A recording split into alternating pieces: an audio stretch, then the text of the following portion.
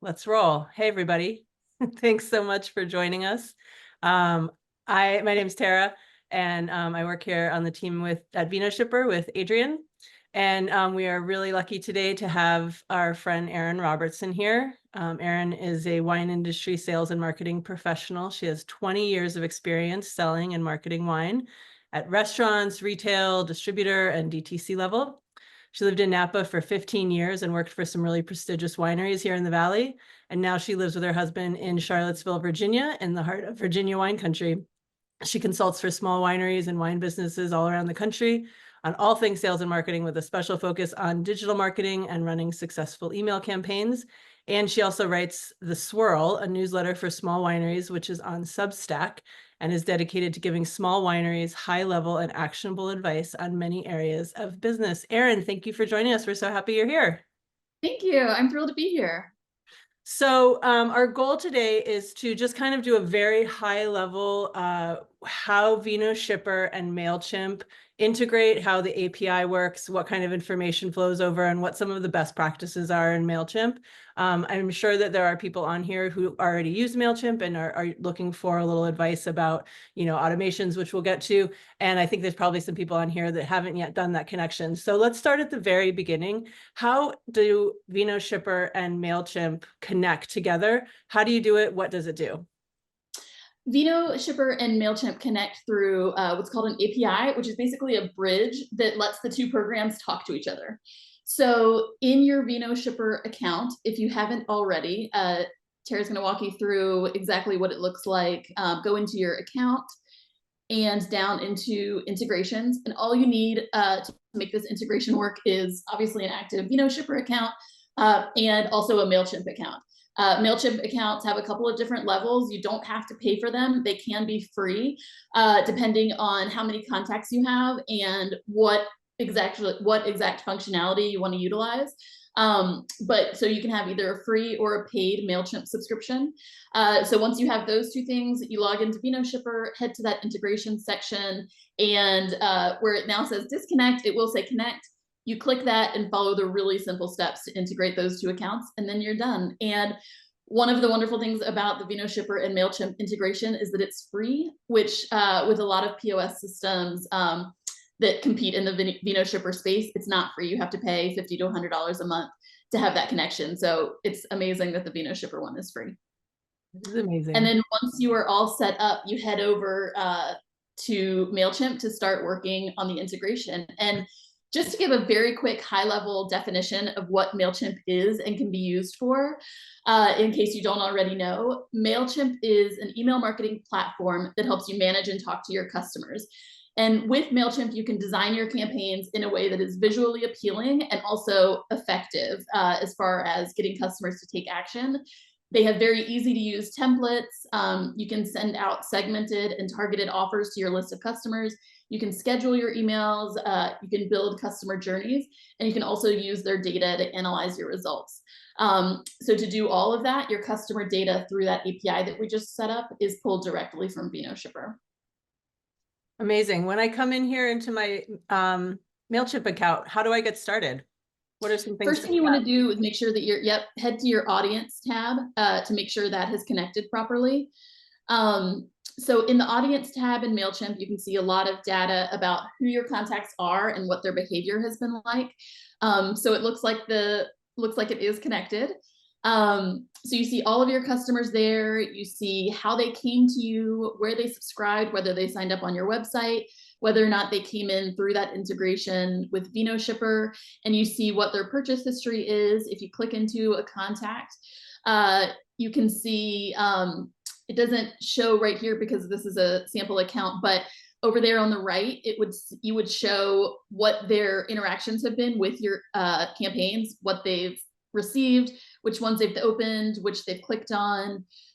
You see what tags you've assigned them or they've been assigned through through VinoShipper, and tags are a great way to label your customers in a certain way. Say, all of these people live in Virginia, or all of these people purchased the Pinot Noir from our release last year.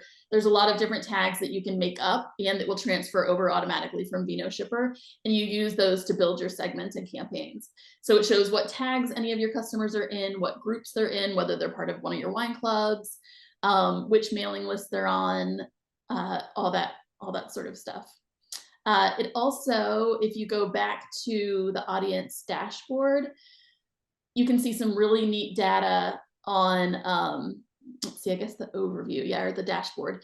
If you scroll down, you start to see some really neat data about the demographics of your audience, what their age range is, what the gender skews towards, and that can certainly be helpful when you're thinking about what sort of messaging you want to convey, or just knowing who your audience is and how you should be talking to them.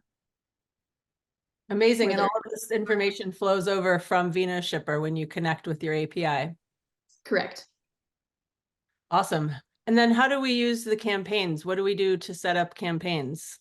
So there's a couple of different ways you can initiate and then design a campaign. So if you go into the campaigns tab, one way you can do it is up there on the top right. You can create a campaign, and that's creating it from the ground up, creating it from scratch. And then you use one of Mailchimp's templates, choose which template you want to use, design the background with your brand colors, all that sort of thing. But then the other, once you're going with your campaigns and maybe you already have some going, the simplest way to create a new campaign is by duplicating a prior campaign.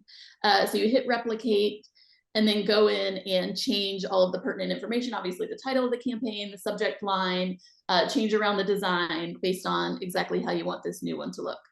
So you have a couple of different ways to get started. Let's start with the test one that we've created. Great. So we'll walk you through exactly what you do for each campaign that you create. So the great thing about Mailchimp is that it's got this sort of checklist for you as you're creating the campaign.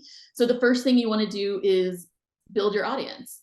And there's a couple different ways you can do it. Some of your campaigns you might send to your entire audience. So make sure that you're in your main audience.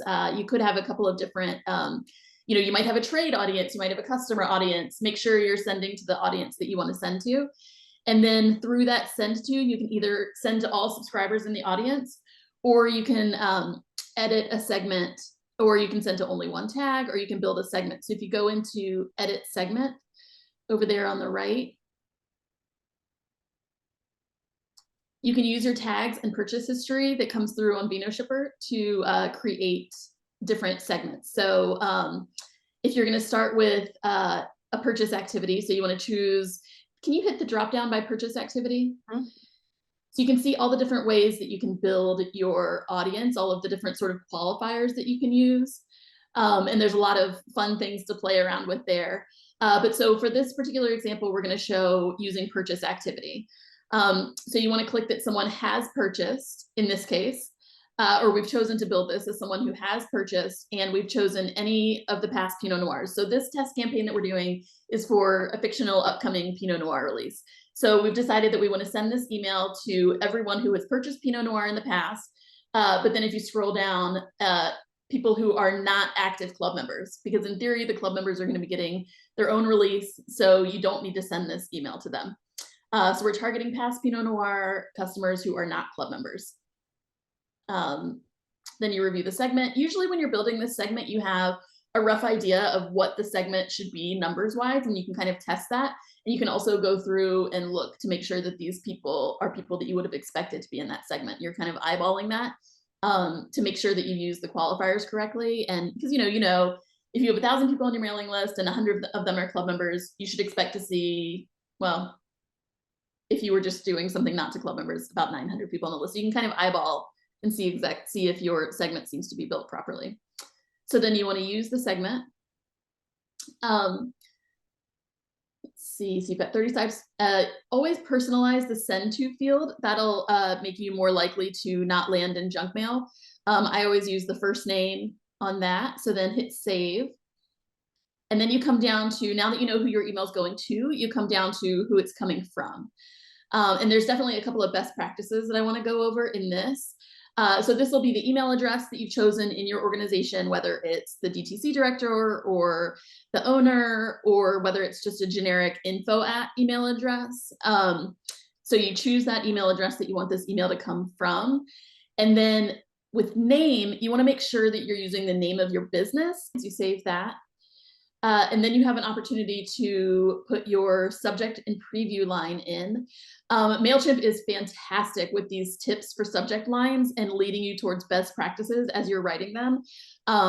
So you do want to keep it short and sweet. You can use little quantities of emojis, but you want it to also be something that's really going to catch their eye, because that's your best opportunity to make sure that they're opening that email. So maybe your brand is fun and snappy, and you can have kind of a cute subject line.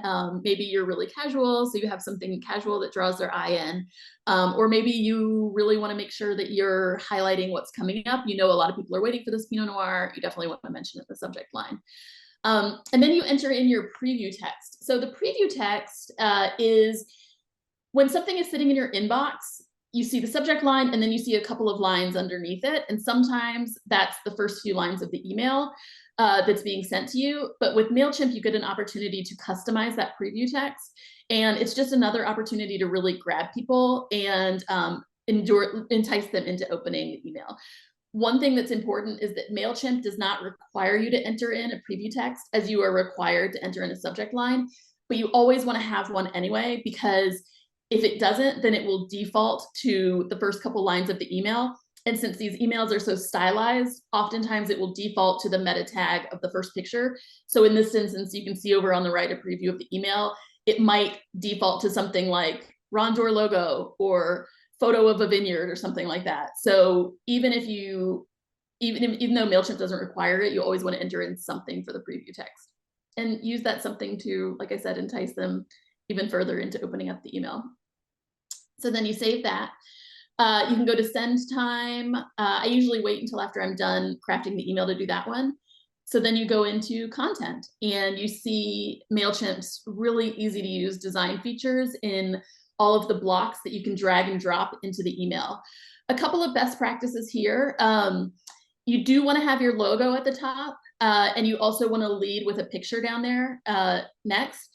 One thing about the logo is that if your logo is stacked, but your designer has given you an option that lays out, you want to use that laid out horizontal option, because it's important to have that branding up top, but if possible, you don't want it to take up too much space. You don't want people to have to scroll too far to get to the meat of the email. Same thing with the picture. So you want an eye-catching picture that relates to the email in some way. If it's a Pinot Noir release, maybe it's a tablescape featuring the Pinot Noir. Maybe it's a shot of the vineyard that the Pinot Noir comes from. But you don't want it to be, you want it to be horizontally oriented, and you might even crop it a little bit so that it's a little bit on the smaller side. So logo and leading image, but try to not let them take up too much room. Also, every picture is an opportunity to include a link, even if it's just the link to just the homepage of your website, maybe it's another product link, but make sure that logo and leading picture have some kind of link on them, because people are used to clicking on photos and emails. And if it doesn't, then it'll just sort of expand the picture and it just looks kind of weird. So, the main goal of these email campaigns is to drive traffic to your website, whether it's to purchase or engage with a piece of content. So even if it's not, so always link the photos to at least something, even if it's just the homepage of your website. So then you've got an opportunity to come in and start to add some text, which can be personalized with what Mailchimp calls merge tags. So with those merge tags, let's see, you add those by putting a blank in, and then you see merge tag options up on the top right. I would say most of the time you're probably going to end up using first name as a way to address your customers. Once you get into more sophisticated campaigns, you might do things like populate their address and that sort of thing. After you put that first name, do put the comma in, because Mailchimp won't do it automatically. So when the email goes out, it'll look weird to not have a comma after that salutation. And another thing that you want to do if you're going to be using the first name merge tag a lot is go into the settings of Mailchimp. We won't do this here. You're welcome to email me if you need to know how to do it. The Mailchimp help is also fantastic with directing you on how to do these. But what you need for each of your merge tags is a default word for in case you don't happen to have that information on a customer. So if somebody signed up for your email list online, they might not have entered their name into the name field. And if you don't have a default word like dear friends or dear wine lover, I've seen people do, you know, choose some kind of default word so that, because otherwise when you send out emails with the merge tag, it'll come up blank and it'll just say dear comma, and that just looks really sloppy to the customer. So always set that default word for the merge tags. You've got an opportunity to add whatever text you want. And then one really cool thing about the integration between VinoShipper and Mailchimp is that you can directly add products from the shop without having to separately upload a photo of the product and do all of that. You can choose exactly which product you want to feature, which I just think this is such a cool thing about the integration. There is an opportunity to add more descriptive text if you want. You can have the price on or not have the price on. There's an automatic button right there, which is fantastic. So that feature in the integration, I think, is really very cool. And within all of this, you can play around, whether you want the picture on the left or the right. You can add more buttons. Obviously, your emails need several call to actions where, you know, you're telling people click here, whether in button form or in link text. Whenever possible, add a button, because data shows that because there's so much more visually catching and just easier to land on with your mouse, people are much more likely to click on a button than they are a link in text. So utilize buttons as much as possible when you're including those links. So you can also design custom colors with your brand colors. You can do that with the background. You can do it with your buttons. You can do it with link colors, that sort of thing. So that makes these emails really easy to brand and to make sure they're visibly recognizable to your customers. Once I think my email looks pretty okay, can I just go ahead and send it? No. Well, you can, but the recommendation is to test it in a couple of different ways. Always hit that preview button up there. Take a look at what it looks like. The nice thing about the way these previews lay out is that it shows you the subject line and the preview text over there on the right. So you can really see how the email is going to flow. What is the first, second, and third thing that the customers are going to see, and make sure that it flows in a nice way and in a way that'll be effective. And with the preview, you can preview it on desktop, and you can also take a look at how it looks in mobile, which data shows us is how most people view emails. I mean, most data sources that you see show that at least over 50% of people are viewing emails on their phone. So you can test what it looks like in mobile as well, which is great. So once you like how it looks in there, close it and send yourself a test, send you or whoever on your team a test email, just to, again, double check that it looks great. What you do want to do, what's nice about this too, is that it gives you an option to include some instructions, so that if you're sending it to another member on your team, you know, hey, draft one of that newsletter that's going out. Hey, let me know what you think of this photo choice, or let me know when this is approved. Gives you an option to send a little message to whoever's sending you the test to, which is definitely something that I utilize quite a lot. So once it has been completely tested and vetted by yourself or whoever else on your team needs to see it before it goes out, then you save and exit, go back to that initial sort of checklist, and then you get into when you're going to send it. They allow you to either send it now or set a specific time. You can batch the delivery if you're sending it to so many people that you're afraid it's going to crash your website. Or you can use a couple of those other features that they have. They will predict for you if you want when they think the best time is. Generally, best practices in winery email marketing is to send during the middle of the week. I think Tuesday and Wednesdays are generally have the highest open rates.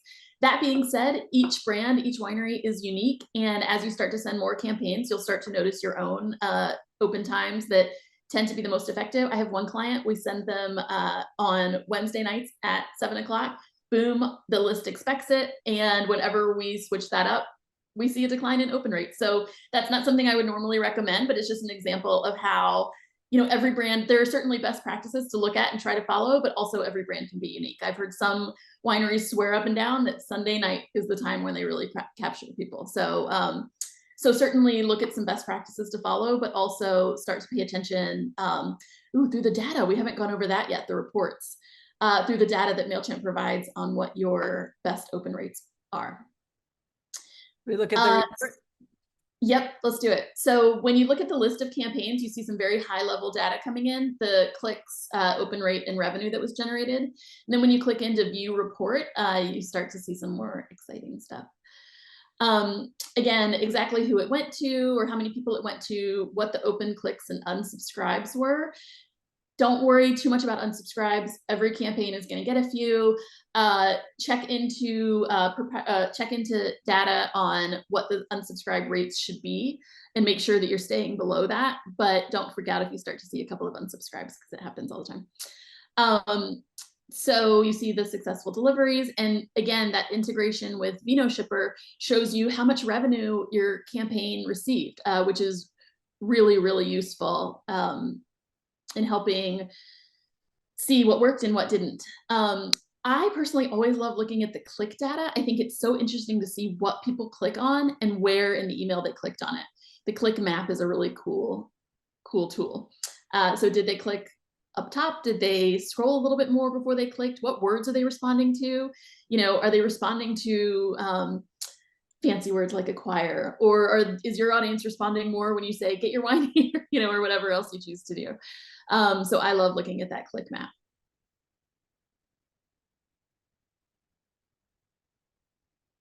So digging into the data is really fun as far as helping you see what's working and what's not, so that you can craft your campaigns with more intention moving forward. That's super helpful. What about setting up some of these automations for small businesses so that they can have emails just being sent as needed whenever a customer falls into a set of parameters? Absolutely. One of the great things about Mailchimp, you know, we're all running on small teams, we're all running on tight times and tight budget. So the more we can automate with our customers while still remaining personalized, the better. And Mailchimp has some really great automations. Some examples that we've seen wineries use to great success are welcoming new contacts to your list when people sign up on your website, recovering abandoned carts. I've seen clients have great success with, you know, after they've made 2 purchases online, then sending them a specialized invite to the club, that sort of thing. So we're going to walk, you know, a lot of people do happy birthday with an offer for free shipping to members, or whatever you choose to do. Anniversaries, you know, whether it's anniversaries of the time you came to visit the property, you know, you were here a year ago, do you need to restock, that sort of thing, or anniversaries in your club, you've been with us a year, 2 years now, thank you so much, you know, here's, maybe it's just a thank you, maybe it's an offer, maybe it's not, depending on what feels right for your brand. But we're going to walk you through setting up a journey, starting with an abandoned cart, because that is one that heavily utilizes the Vino Shipper integration. So that's one that Mailchimp has automatically ready to go, which is really nice. Once you're in there, you'll want to let your contacts repeat the journey, which you can check over on the left, because you don't want them to only get it once if they do that a lot. So an abandoned cart is, I'm sure you've gotten them from big brands. I've got one sitting in my inbox from Nordstrom right now. When you're shopping on their website and you start to load up your cart, but then you walk away from it for whatever reason, they send you an email a little bit later saying, hey, don't forget to check out, or, you know, we're getting low on this product, which is maybe always a trick, I don't know. So that's something that big, large stores use all the time. And the great thing about Mailchimp and Vino Shipper is that us as a small brand, we can use it too. So the template, again, same as building a normal email. You can brand it as much as you want. Generally with the abandoned carts, you want to keep them relatively short and sweet, but there's an opportunity to add text, to add pictures, and then the product that they had in their cart automatically pulls through, which you see there in the middle. It's blank now because we're just doing the draft, but it shows them exactly what they had added to their cart, how much, and gives them a link to continue shopping. So then you can it seems like sky's the limit on the automations. Absolutely. You can really get creative with them, which is exciting. Something all small businesses need is a way to automate the flow, right? So that they can see more revenue without doing so much more work. Right.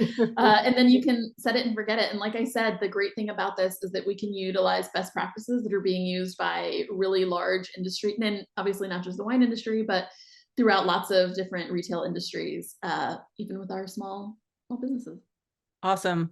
I hope this information has been really helpful. I think we still have some time that if there's questions, we could open up for questions. Adrian, is there anything coming in from people that are visiting? Yeah, I have a few. And if more people have questions, there's a little Q&A button at the bottom of the screen. If you click that, you can then type in your question and I will see them and I can share them with Tara, Jane, and Aaron. So the first one is when I connected, it asked me which audience to link to instead of just automatically connecting and importing the audience. I would say best practice in that instance is to connect to an audience that you already have, because if you start having more audiences, then you'll have to create more campaigns to send to each audience. But connect to an audience you already have, and then within that, you can always filter out people that just came from VinoShipper. Because of the API and the contacts, there's a column that shows where the person came from, and you can always see where the person came from, that it came from VinoShipper. So if you ever did want to say, oh, I only want to send to people that are in my VinoShipper audience, you can always segment like that, but I would pick an audience that you already have. The other thing that I would mention too about audiences is that I think it's really easy when you're setting up your Mailchimp account to think that you need a bunch of different audiences, but you really don't unless you have very specific groups that you're sending to. For instance, like I said, if you do a lot of distribution and you occasionally want to send email to all of your distributor reps that gives news of your winery, but you don't want those distributor reps to ever see the offers that you're doing, then you might have a trade and a consumer audience. So only if there's really highly targeted, but you don't want a bunch of different audiences of consumers. You might send to different segmented groups within that consumer audience, and that's what groups, segments, and tags can be used for. But as far as audiences, honestly, it's unlikely that you need more than one, maybe two. So if you currently are in that situation where you're like, oh my gosh, I accidentally set up a bunch of different audiences when I was setting it up, you can probably figure out how to consolidate them yourself, or if not, you can reach out to me and I'm happy to help. Yeah, there's a I know there's a Mailchimp help doc on combining audience. Oh, great. Yeah. Awesome. Perfect. And then the next question is, do you recommend a call to action for the preview text? Only one because the call to action should always be followed by a link, and you can't do that in the preview text. So only a call to action that would further entice them to open the email. So, sometimes the preview text can be sure to click through to get your discount that we're offering, or, so it should just be a call to action that further entices them to open the email. And then within the email as well, is where you'll add your call to actions to get them to your site and to perform whatever behavior you're hoping that they'll perform as the result of this email. Perfect. And then another common question, which I can answer, will it be recorded and posted so that you guys can see it and share it with your teams? Yes, I will get that set up in the next couple of days and send it out to all of you. And then it'll be on YouTube, so you can share it however you would like with your teams. Let me see, there were a lot of those questions, so let me just sort through the rest of them. If you have people in multiple audiences, does that add up and you pay extra if in two places? Yes, I believe all of your contacts in your system count towards your head count. Yes, I believe active. that. If you make them inactive, or you can unactivate people that haven't engaged for a certain amount of time without unsubscribing them, and then they don't count towards your audience. So that's like a list. We could do a whole nother class on list cleanup. Yeah. Maybe we'll do that in the spring. Yeah. Okay. And then, oh, someone said your Mailchimp screen is different than mine. Do you know how to update it? It should. Are you talking? I'm assuming they're talking about in the campaign builder. I bet. And yeah. That's the new campaign builder versus I think they call it the classic campaign builder. And yeah, I do believe there is a way to toggle back and forth between the two if you prefer one to the other. Yeah, there used to be right here. Yeah. I would say give it a look up in the help doc, and I'm sure that you can update it to this or take it back to the old one. I know they are phasing out the old one. Yeah. Okay, great. And then, do the VinoShipper names added to Mailchimp have to legally opt in? Here you do not have their permission, correct? Mailchimp or VinoShipper defaults to, if somebody signs up to your audience, that they flow in as subscribed to the VinoShipper audience in Mailchimp. in VinoShipper, you can click in your account to not have this person get emails, and then they wouldn't flow into Mailchimp. And they wouldn't be subscribed, but you can control that on the VinoShipper side, but our default is to subscribe. Perfect. And then let's see, what is the difference between groups, segments, and tags? And could you share some examples, please? Segments are, ooh, I was trying to do this the other day. Jane, do you want to take this one? They are, they're all very similar. Yeah. Tags are, they're all similar and they're all Industry, dynamic. yeah. So a example of a group would be like a club member would be a group, and you could say what club, then when you're filtering, you can filter by your group is what you would start with. And then say you wanted to only send an email to club members who have joined in the last year, that would be a segment. And then you wanted to say a tag that would be already set. So you could pull in a tag that would be, say, all club members who joined in the last year who are also industry, for example. So you would have industry tags that would be across your audience. And so it would be a way to drill down your audience in a way that would stay dynamic. And if you wanted to set up a customer journey, like one of those automations, for example, that's when I find that having group segments and tags becomes important, because it drills down. When you're designing just one email, it's a lot easier to just say, I'm only sending to this group, because that group stays pretty static. Usually you're going to send it in a week or so, and people may come or, go from that group. But having the segment, group, and tag set up like that is more helpful when you're doing automations that get a little bit more complicated. Like say you wanted to have anybody who visited the winery. So it would be like somebody who paid a tasting fee would indicate that they had tasted at the winery. So they paid a tasting fee. They bought, say they bought Albarino, more than 6 bottles, and are not a club member, right? Maybe then in 3 months, you want to send them an email that would say, you visited, we miss you, come back, buy more Albarino. And so your group would be non-club member, your segment would be visited, bought this product, tasting room product, and then your tag would be, the tag would be a customer. I don't know if that Think of it too is that like you use your tag when you're talking about just an everyday campaign, you use your tags to build your segment, and the segments and tags can both live within the groups. Right, so that goes the other way.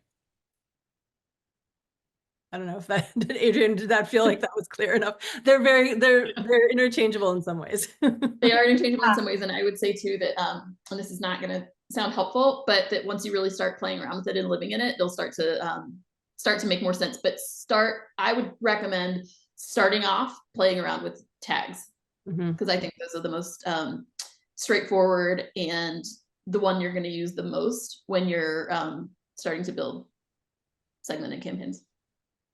Perfect. I did type out the answer in the Q&A box as well. Just using your first example of groups would be club members. The segment would be club members joined in the last year, and then the tag would be like club members joined in the last year who are part of the industry. So it kind of brings it down a level each time. Perfect. That works. So that is a great leading question to the next one, is if you are still confused about that. Is there a contact for integration questions between VinoShipper and Mailchimp? Yes. If you have questions about the actual integration, you can email customer service at vinoshipper.com. And if you have general questions about marketing and sales and Mailchimp, you can email Aaron, and all of that information will be in the follow-up email that we will send you. So that answers that question. And then I believe this is the last question. Do all emails from sales through VinoShipper become subscribers in Mailchimp? And that will be yes, because they are a customer in your VinoShipper account. But you can, if they tell you specifically that they don't want to be opted in, you can go through and edit their account and opt them out. I actually did have one more question, which was a question for myself. Is how accurate are the sales revenue numbers that are connected to the emails? Oh, that's a great question. The sales revenue that is tracked in Mailchimp only takes into account people who made a direct action in that moment. So if they clicked on your email, popped out to your website, and then immediately started loading up a cart and purchasing, then it counts it. A lot of times people will think about it, come back a little bit later, a day or two later, a couple of hours later, and if they head directly to your website after that, it won't capture that information at that point.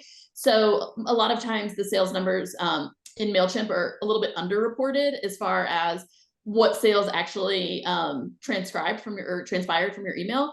But you know your system, you know your customers, you'll have a sense of if that is a low number or if it's pretty accurate. So, and that is for the reporting for per campaign in Mailchimp. If you are asking about the information that flows from VinoShipper into Mailchimp, it's an active webhook. So if somebody buys in VinoShipper, that information goes straight into Mailchimp immediately. And so if you wanted to pull like, anybody who has bought Cabernet Sauvignon in the last 3 days, you certainly could. yeah. That information flows, Yes. immediately through the API. But then the reporting for That's a really important distinction. for the Mailchimp can be, like Erin said, sometimes doesn't always flow through. If somebody saw your email on the phone and then went to the website to purchase, it wouldn't be connected to the email. Yeah. Can I take a second to give one more little plug that is not for Please. me or VinoShipper at all? Yeah.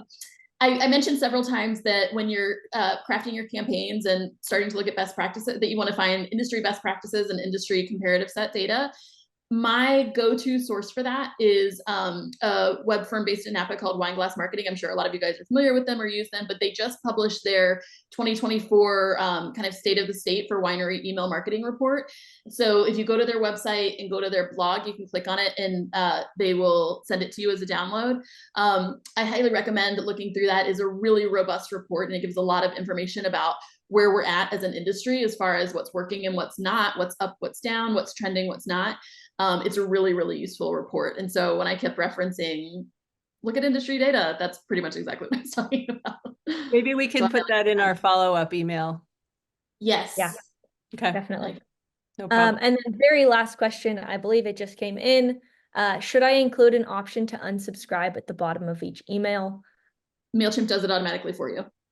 Yes, and if it somehow disappears off of your email, it is in the merge tags button. You can scroll down and it is in that list so that you can your email. Yeah, I would not put one aside from what Mailchimp automatically puts, which is pretty much at the very bottom. I would not recommend adding another one. That one is plenty. Yeah, it's also, with unsubscribes and subscribes and people on the list, wine is a happy thing, and particularly if people have been to your property, they probably love it. They want to hear from you. And obviously some people unsubscribe and that's great, but I always recommend approaching it from the place of, even if people can't open every single email, because nobody can open every single email that we get, assume that your customers want to hear from you, particularly your club members. So. That's great. Any other Perfect. questions, Adrian? No, that is it.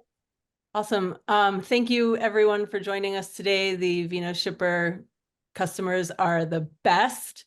Thanks for coming and along on this journey. Erin Robertson, so happy to see you. Adrian, thank you for leading this. And if anyone has any questions, we will follow this with an email. Obviously, you can reach out to customer service at VinoShipper, and Erin Robertson is always a great resource and available to help with all your marketing needs. We'll send an email out, and our next class will be around holiday shipping for O&D. So be on the lookout for an email from VinoShipper with the dates for that. It'll probably be in the middle of October. Thanks, everybody.